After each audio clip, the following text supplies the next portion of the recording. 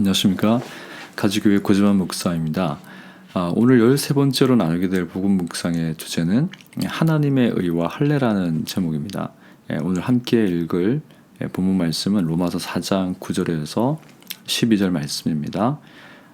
그런즉 이 복이 할례자에게냐 혹은 무할례자에게도냐 무릇 우리가 말하기를 아브라함에게는 그 믿음이 의로 여겨졌다 하노라. 그런즉 그것이 어떻게 여겨졌느냐 할례시냐 무할례시냐 할례시가 아니요 무할례시니라. 그가 할례의 표를 받은 것은 무할례시의 믿음으로 된 의를 인친 것이니 이는 무할례자로서 믿는 모든 자의 조상이 되어 그들도 의로 여기심을 얻게 하려 하심이라.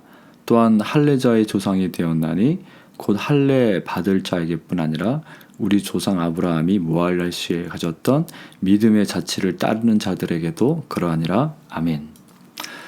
우리는 지난 복음 묵상 12번째 시간을 통해서 구원받는 믿음이 주는 세 가지 복이라는 주제를 가지고 이야기를 나누었습니다.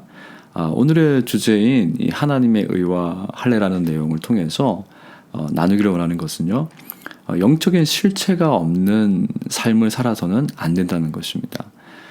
지난 복음 묵상을 시작으로 우리는 구원받는 믿음을 통해서 누리는 복에 대한 이야기를 했습니다. 오늘 본문 말씀도 이 복이라는 단어로 시작이 됩니다.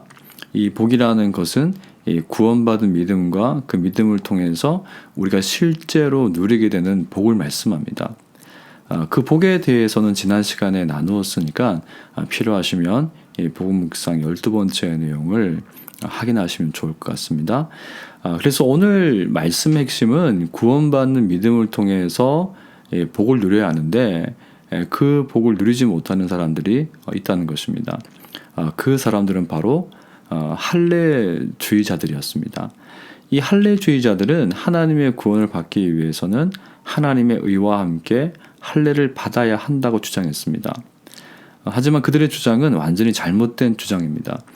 그들의 주장이 왜 잘못되었는가를 성경은 최초로 할례를 받은 아브라함을 예를 들어서 설명합니다.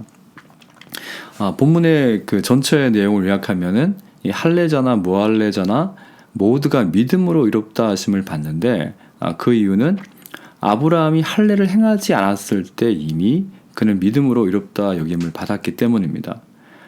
그리고 믿음으로 의롭다 여김을 받은 이후에 그 믿음의 표와 상징으로 행한 것이 바로 할례였습니다.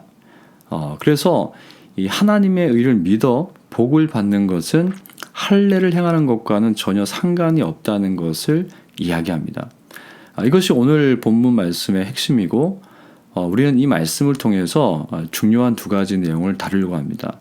첫째는 우리를 행복하게 하는 것은 전적으로 구원받는 믿음에 있다는 것을 설득당하고 확신해야 한다는 것입니다.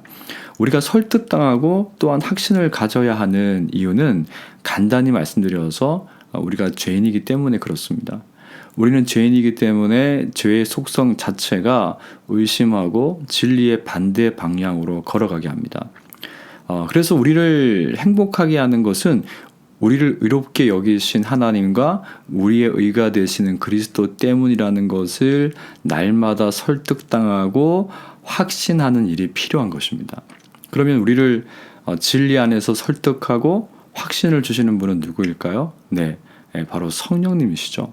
성령님은 성부와 성자 하나님에 대해서 가르치시고 생각나게 하시는 최고의 변증가이십니다. 그래서 우리는 성령님을 통해서 오직 구원받는 믿음만이 우리를 행복하게 한다는 진리에 매일같이 설득당해야 합니다.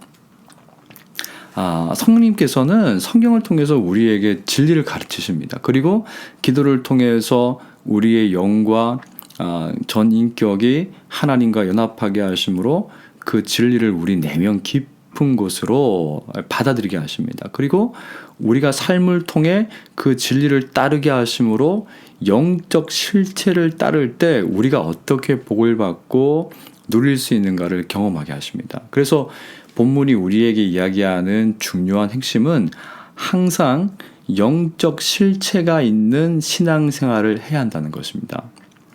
두 번째로 다루려고 하는 것은 이 영적 실체가 없는 표와 상징은 우리를 불행하게 만든다는 것입니다.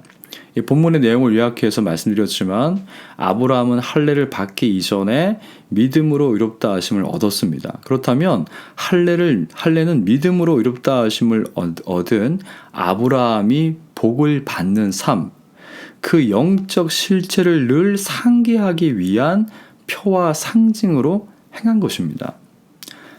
여기서 우리가 주의 깊게 생각해야 되는 것은 구원받는 믿음에 그것을 상징하는 할례를 구원의 조건으로 여기는 잘못된 믿음도 문제가 되지만 구원받는 믿음과 복된 삶이라는 영적 실체가 없이 상징과 표식만 강조하면서 그것을 구원받는 믿음이라고 착각하는 사람들이 있다는 것입니다. 이것을 성경에서는 외식이라고 표현합니다.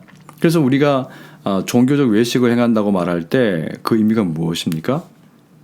영적 실체 없이 영적 실체가 상징하는 것을 붙잡고 있는 상태를 말합니다. 그래서 진리와 종교는 이 영적 실체가 있느냐 없느냐에 의해서 결정됩니다. 그리고 이 영적 실체가 있느냐 없느냐 하는 것은 어떻게 알 수 있을까요? 그것은 우리가 행하는 믿음의 상징과 표식이 향하고 있는 방향을 보면 알 수 있습니다. 예배가 영적 실체를 정조준하면 하나님이 원하시는 예배가 무엇인가를 질문하고 거기에 방향을 맞춥니다. 오직 하나님이 영광을 받으시는 예배, 사람들의 의가 나타나지 않기 위해서 노력하는 예배, 그리스도께서 우리를 위해 행하신 일을 자랑하는 예배, 사람을 위한 배려가 예배의 본질보다 중요하지 않다는 것을 의식적으로 강조하는 예배. 제가 말씀드린 내용을 생각해 보시면 이것이 영적 실체를 위한 것인지 아니면 영적 실체가 없는 종교 의식인지를 알 수 있습니다. 그리고 왜 영적 실체를 향하지 않고 종교 의식으로 우리가 하는 어떤 모든 것들이 전락했는가를 깊이 생각해 보면 그곳에는 항상 하나님의 의와 그리스도께서 행하신 일에 대한 신뢰와 믿음이 결핍되어 있다는 것을 발견하게 됩니다. 이것은 예배뿐만이 아니라 성례와 직분 그리고 우리 개인과 공동체에 이르기까지 우리가 향하는 방향을 통해서 우리가 구원받은 믿음에 서 있는지 아닌지를 알게 해줍니다. 우리가 행하는 모든 신앙의 행위는 구원받는 믿음의 실체 위에 있어야 하나님이 주시는 복을 받는다는 것을 깨달아야 합니다. 저와 여러분이 구원받는 믿음이라는 실체 가운데 거하기를 원합니다. 이를 위해서 우리는 매일매일 성령 안에서 말씀과 기도를 통해 성부와 성자께서 행하신 일에 대해서 설득당하고 확신하고 또 영적 실체가 없는 표시와 상징을 자랑하는 것이 아니라 구원받는 믿음 안에서 하나님이 우리의 삶에 행하시는 일들을 자랑할 수 있기를 간절히 소망합니다.